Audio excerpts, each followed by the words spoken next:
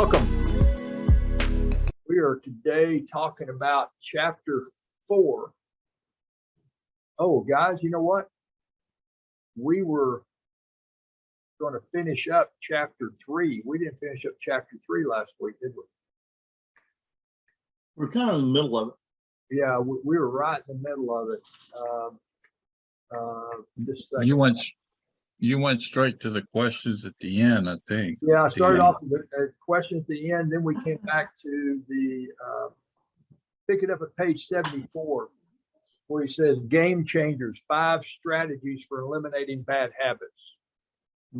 Right there off the bat, he says your habits are learned, therefore they can be unlearned. If you want to sail your life in a new direction, you have to first pick up the anchors of bad habits that have been weighing you down. Number 1, identify your triggers. 2, clean house. 3, swap it.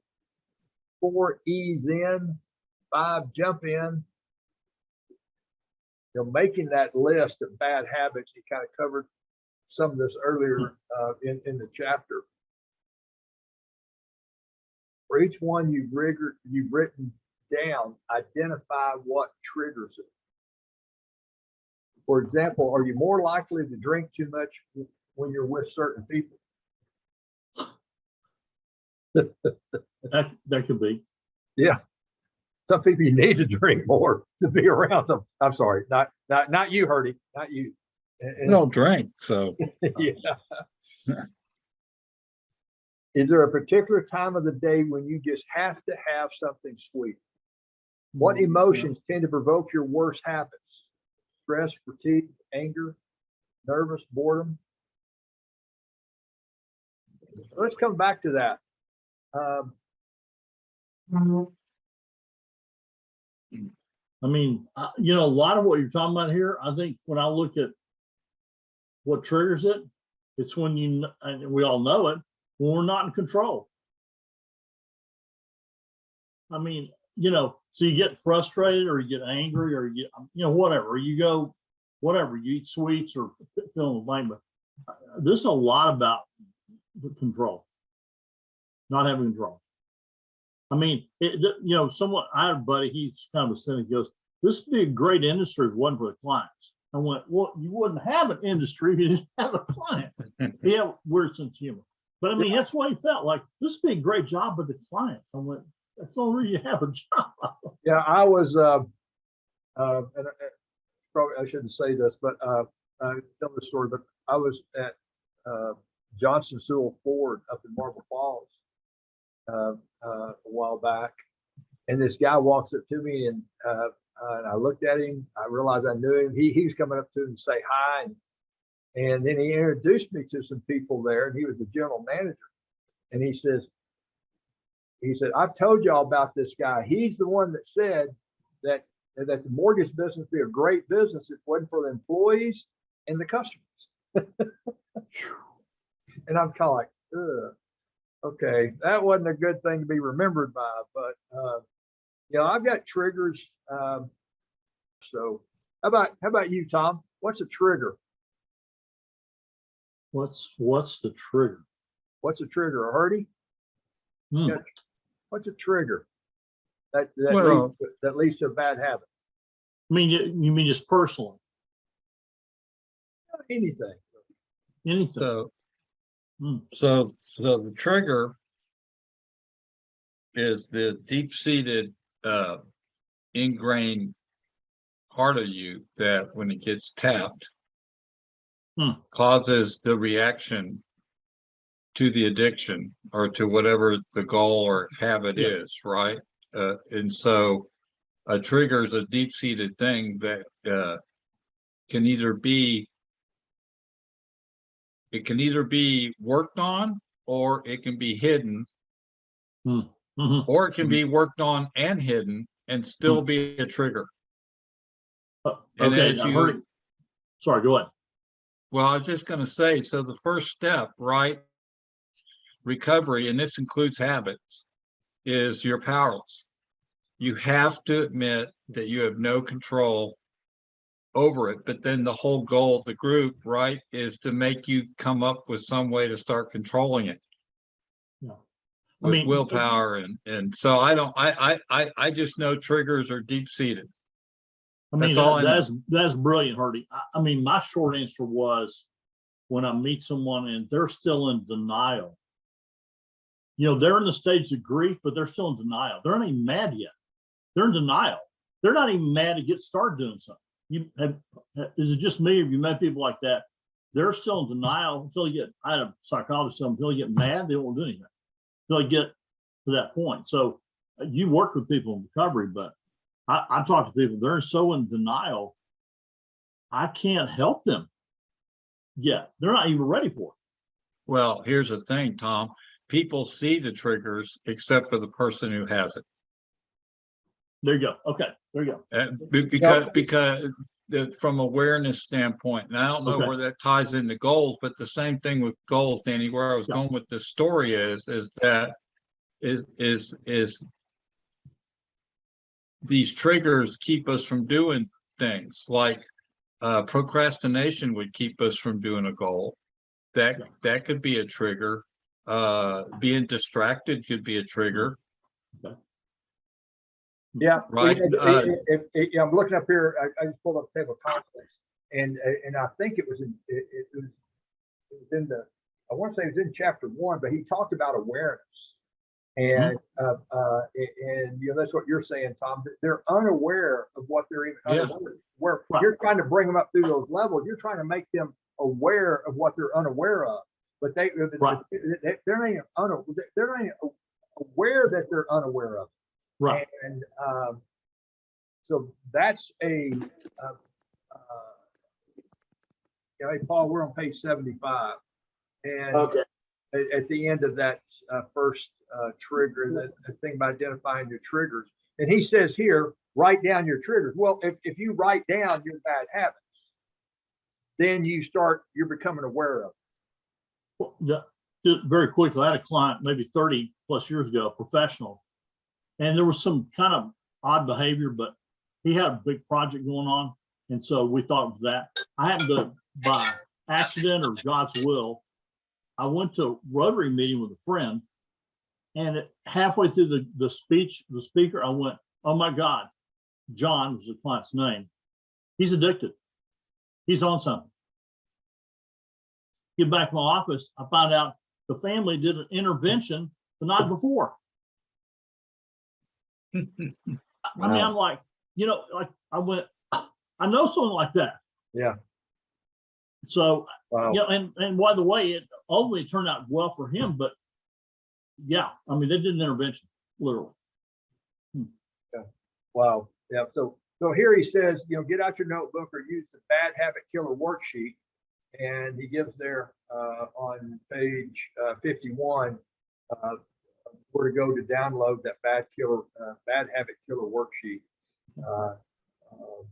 So you know, write down your trigger. This simple action alone increases your awareness. It's not enough.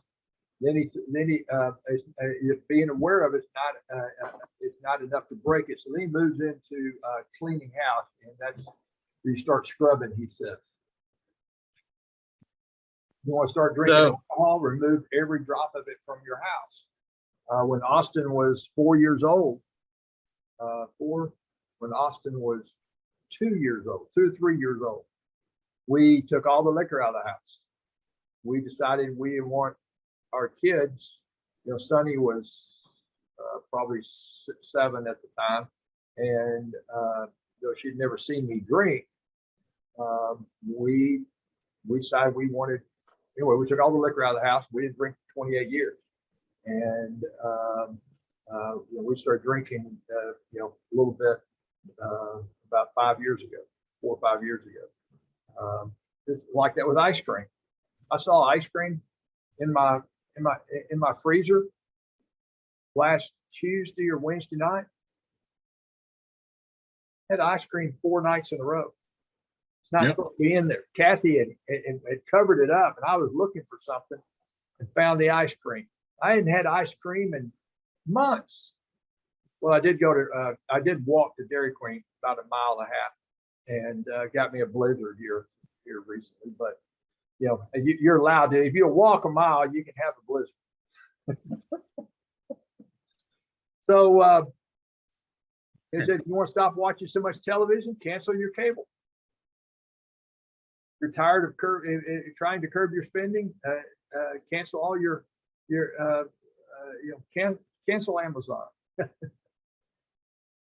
So cleaning house.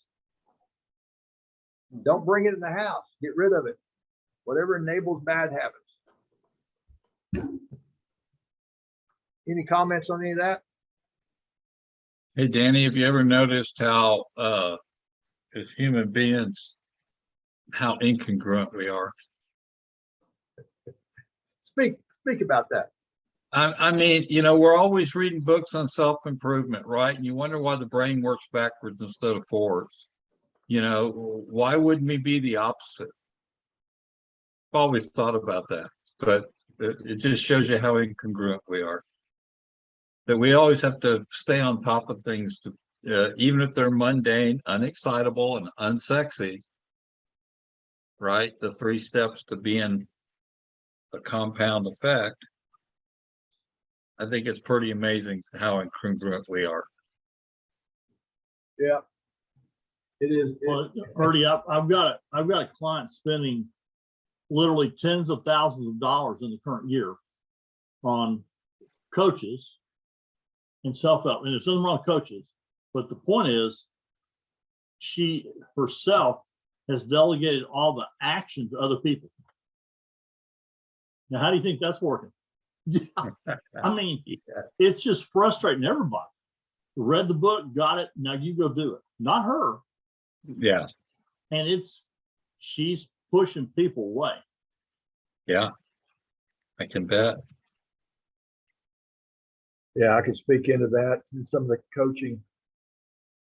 Anyway, so number 3 is swap it. Look again at your list of bad habits. How can you alter them so that they're not as harmful? Can you replace them with healthier habits or drop kick them altogether, as in for good? Oh, there, yeah, he talks about the that you know, about yearning for something sweet after a meal.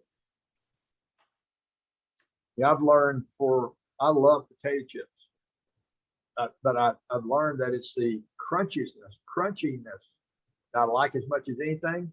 I love crackers, but I'll eat almonds and walnuts before I'll start eating potato chips or anything to see if that's going to satisfy me.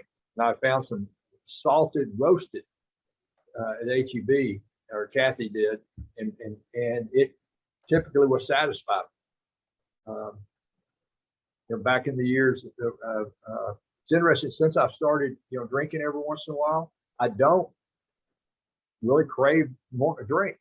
But for years when I did, I would just take a hot Sprite and take about 3 or 4 big sips of it, pour the rest of it down the sink. But there's something about that Sprite that would give me some kind of need that I have. I guess I missed what y'all were talking about because I was on the phone. Yeah, It's kind of, just there, and we're now over to page 76. Been talking about bad habits and triggers. triggers and scrubbing it, swapping it. Now we're in the easing in. Says on page 77, he says, for some of your long-standing and deep-rooted habits, it may be more effective to take small steps to ease into unwinding them. You might have spent decades repeating, cementing, and fortifying these habits.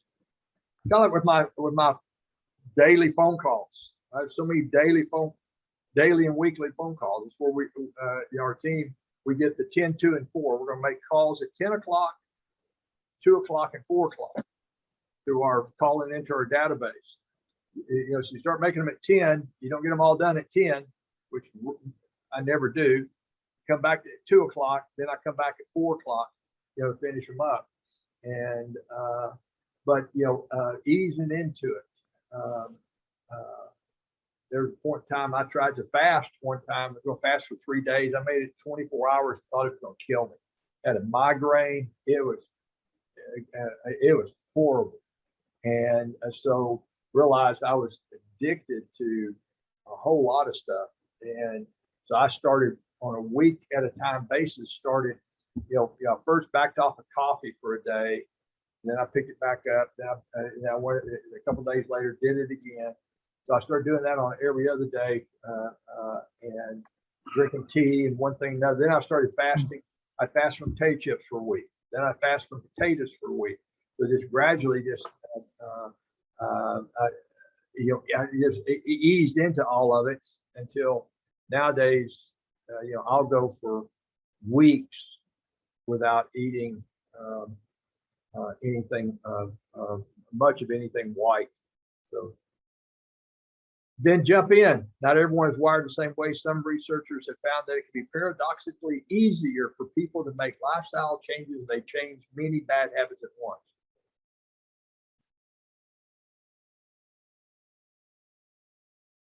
Sometimes I'm over on page 79. Sometimes waiting in won't do. Sometimes you really do have to jump in full force. Says, where can How's that gonna get off? Unfortunately, I just keep having more stuff coming in, and it's just backing me up. I All gotta right, get off. Paul. All right, we'll see you, man. See you next week. Yeah, and John says that now I texted him. He said I could not hear anything. It said I was muted, but I wasn't. Now he can't connect. So, anyway, great chapter here about habits. I think I told you I've been reading that book on atomic habits and getting these weekly emails from him. But this is all just as good as any of that. In running a vice check, he says, I'm not suggesting you cut out every bad thing in your life, but most everything is good in moderation. But how can you tell whether a bad habit is becoming the boss of you? I believe it's testing my vices. Every so often I go on a vice fast. I pick one vice and check to be sure I'm still the alpha dog in our relationship, like ice cream. Yeah. So, wine.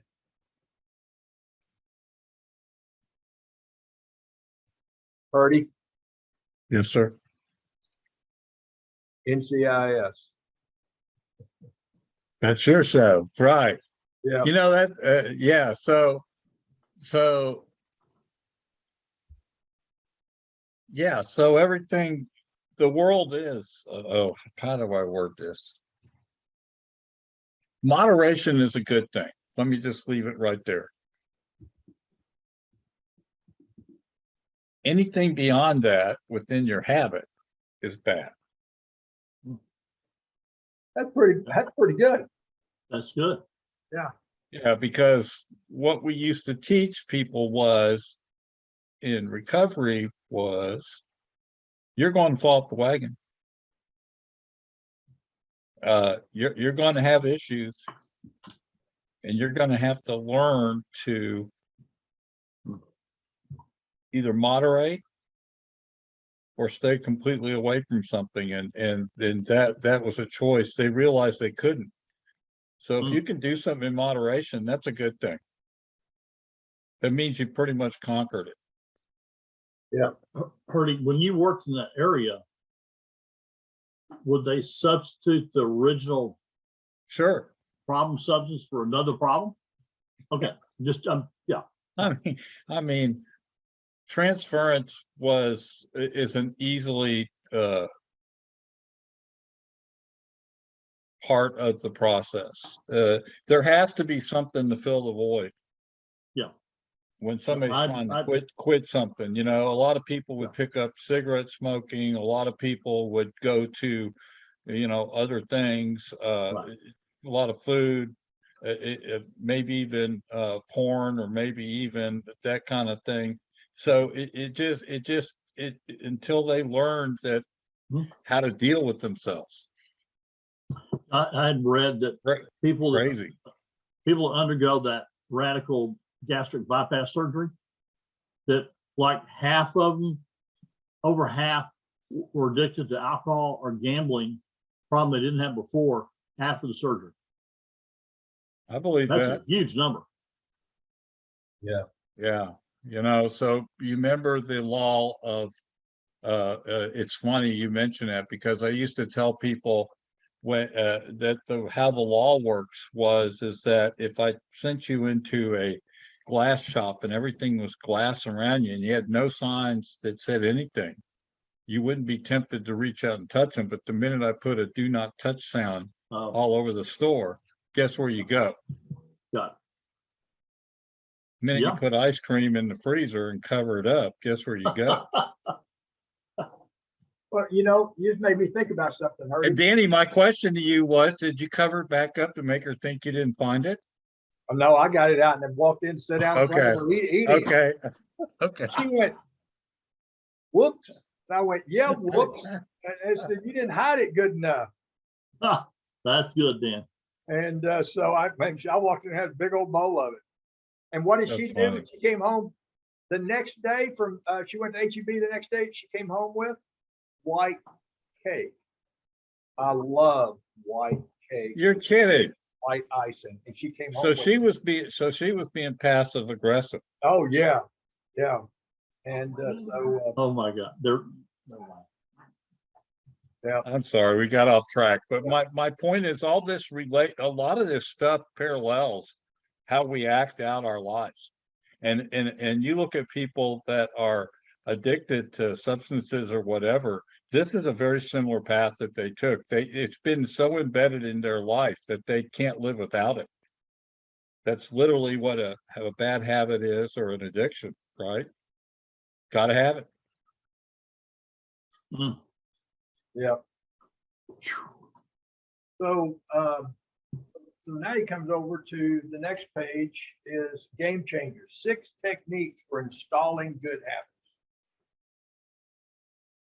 But eliminating a bad habit means removing something from your routine. Installing a new, more productive habit requires an entirely different skill set. Mhm. You know, that's, for me, that goes to the you know, the whole part about, you know, bad habits, it's ingrained in your subconscious. And you want to install a new habit, it comes in through your consciousness. It talks about you know, planting the tree, watering it, fertilizing it, making sure it's properly rooted. Doing so takes time, effort, and practice.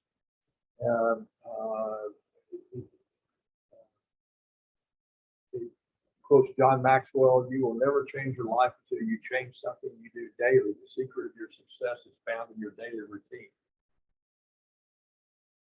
According to research, it takes 300 instances of positive reinforcement to turn a new habit into an unconscious practice.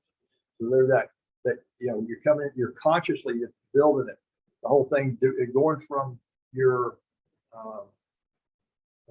you know, you're trying to establish a new goal, and your subconscious will try to keep you from doing it because it's a new goal. You've never reached something like that before. And you come up with all kinds of things so you don't go do that.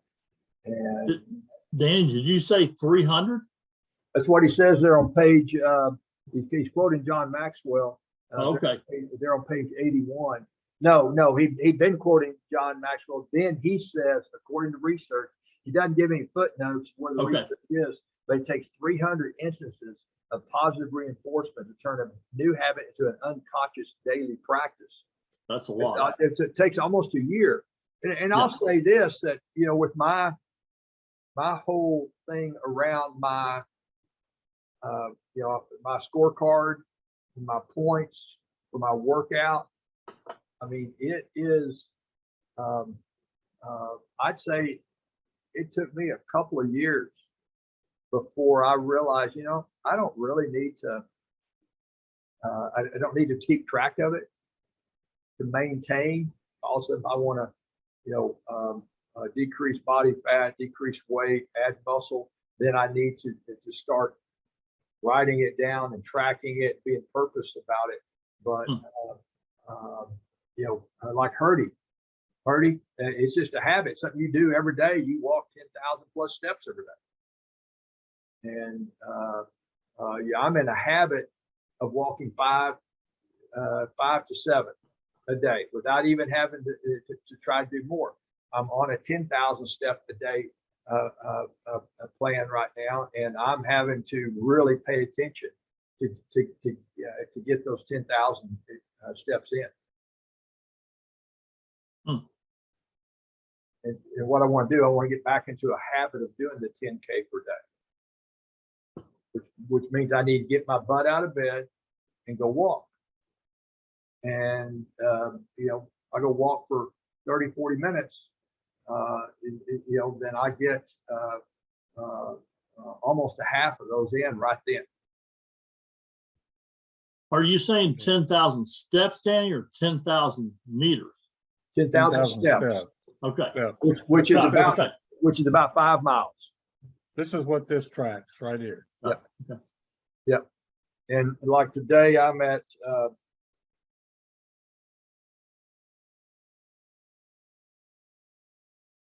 can't get it to work. I'm at 6,700 right now today. Yeah. How many are you at right now, Hurdy? 11,073. So he says, truth is you can change a bad habit or change a habit in a second if you can still be trying to break, the truth is you can change a habit in a second, or you can still be trying to break it after 10 long years. It makes sense. Yeah. First time you touched a hot stove, oh, okay. Yeah. The key is being aware. If you really want to maintain a good habit, make sure you pay attention to it at least once a day, and you're far more likely to succeed. So he lays it out for a set yourself up to succeed. Think number 2 is think addition, not subtraction. That's a big deal. In other words, I don't need to eat that hamburger or that chocolate, whatever. So instead you eat a salad. So you add the salad, maybe not as much. I kind of drink that drink of Sprite. I wasn't, I added something that kept me from having to not drink something else. Go for a public display of accounting. Yes. Say that again. I'm on page 84. Go for a PDA, public display of accounting.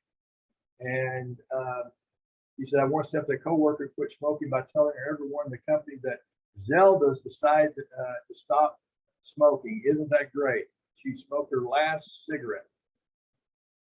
I then placed a huge calendar on the outside wall of her cubicle. Every day she didn't smoke, Zelda got to draw a big fat red X. Co-workers took notice and started to cheer her on. The parade of big red X's started to fill up the chart. Y'all heard of that thing called 75 Hard? Yeah, look it up. It's a workout program. It's a health style. It's a health lifestyle change program.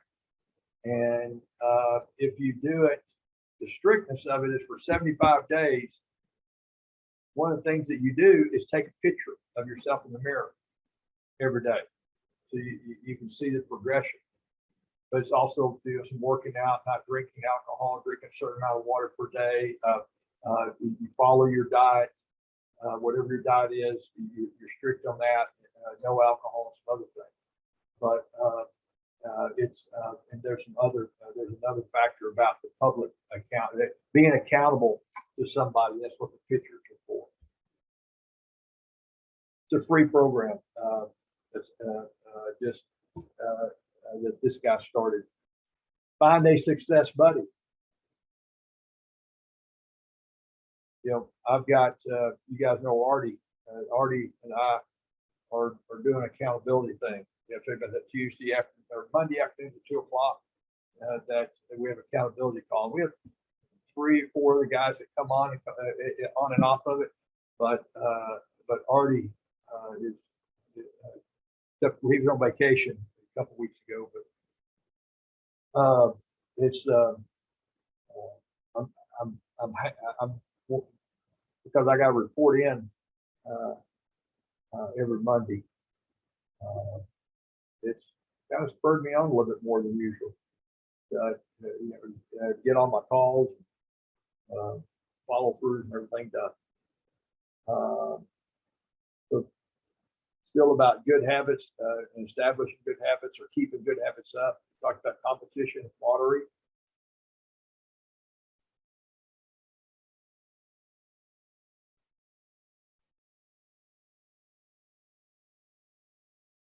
Then celebrate.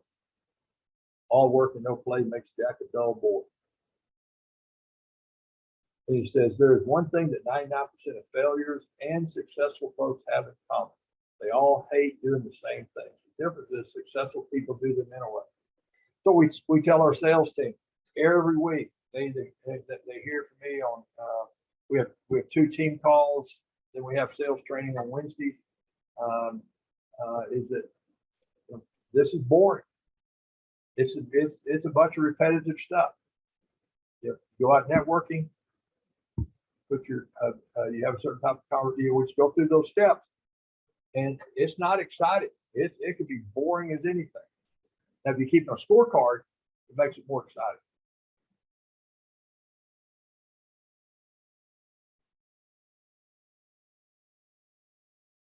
Difference is successful people do it anyway. Change is hard. That's why people don't transform their bad habits and why so many people end up unhappy and unhealthy. What is that, Herdy? Celebrate. Celebrate. You'll recognize it. Okay. Ordinary is easy. Extraordinary is what will separate you from the crowd.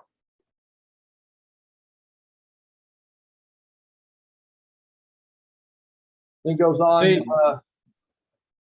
So you see the pattern here, right? That bad habits are easy because you don't have to do any accountability. You don't have to get a scorecard. You don't have to put any work into it. You don't have to do anything except just have a bad habit. A good habit means you have to work and do those mundane, stupid things every day, day in and day out to overcome it. That's my opinion. I'm sticking to it. Yep.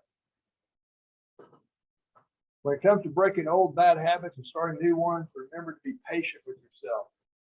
Yeah. Spent 20, 30, 40 years or more repeating behaviors you're now trying to change. You have to expect it's going to take some time before you see lasting results. That's, John Maxwell talks about, you remember in the 15 valuable laws of growth, that if he has to choose between growth and goals, he's going to choose growth. Because you might do something, you might drive yourself to obtain a goal, but if you haven't grown with it, then you're going to fall backwards. It's not sustainable.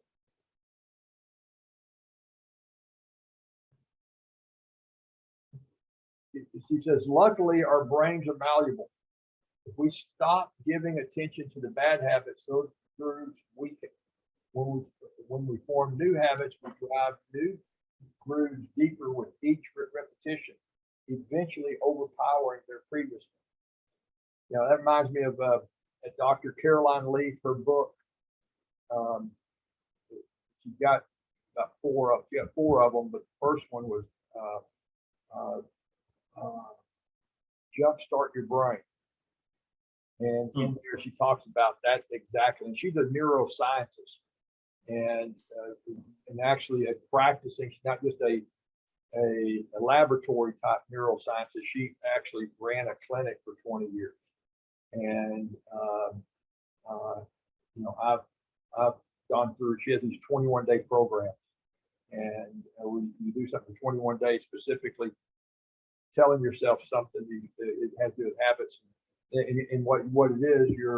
It's these neural pathways. You're weakening some bad things that you say, what you say when you talk to yourself, and creating new ones. And I started that program 3 years ago. I have 2 different things that pop up on my calendar, each day. That's constantly that's a positive affirmation about something. That's about forward thinking, about perspective.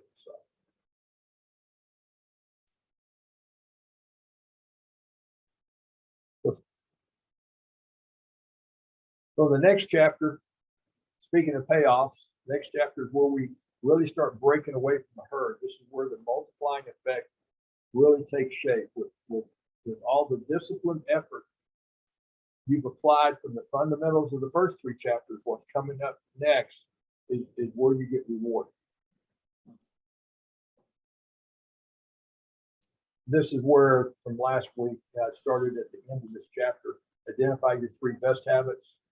Identify your 3 bad habits that take you off course from your most important goal. Identify 3 new habits you need to develop to put yourself on track towards your most important goal. Identify your core motivation. Discover what gets you fired up and keeps you fired up to achieve big results. Find your why power. Design your concise, compelling, and all-inspiring goals. You have a vision for our team. Here, our mortgage team.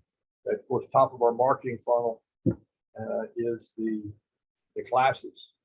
And we had lunch today with a guy that called me up a couple of weeks ago about coming on board with us. And he's a pretty well-known guy around town. And Austin and I met with him 2 weeks ago. President of Home Vantage, Austin, and this guy met today for lunch. And I had sent him my vision. And he asked some questions about how we're feeding that vision. And I was able to give him very specific tasks that we do, how we score the task, how often we scored that. So they were walking right through that. And so I think the president of the company was impressed, along with, and Austin knew it, but if you have a vision, it's that whole in 5 years thing that I keep talking about. Where are you going to be in 5 years? And what are you doing today? What you're doing today? Is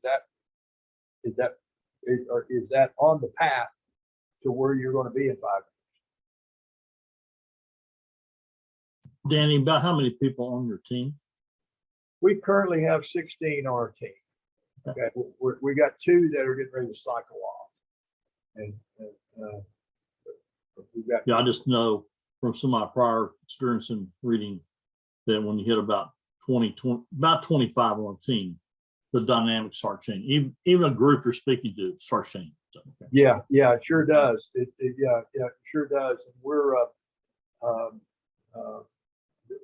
one thing, this guy comes on board, he's going to help us. One aspect of that is we really only today have, Austin and I are the only ones that do the training, at the events. We have one guy that does something every once in a while, and this guy would be coming on board, and he would start doing some training. And we got listed, part of that vision is how many additional trainers that we have. And so we're also, when we get to about 18 good producers that we need to add. But as at 20, typically what happens, right, Tom, is you try to keep the same leadership structure. and the average person can only really manage or lead 8 to 12 people. And so today we've got Austin and I that we each have our roles. And, so I feel that we're going to get to, we can get to the 25 mark without too much of a problem, though we need to be training some others up as we go.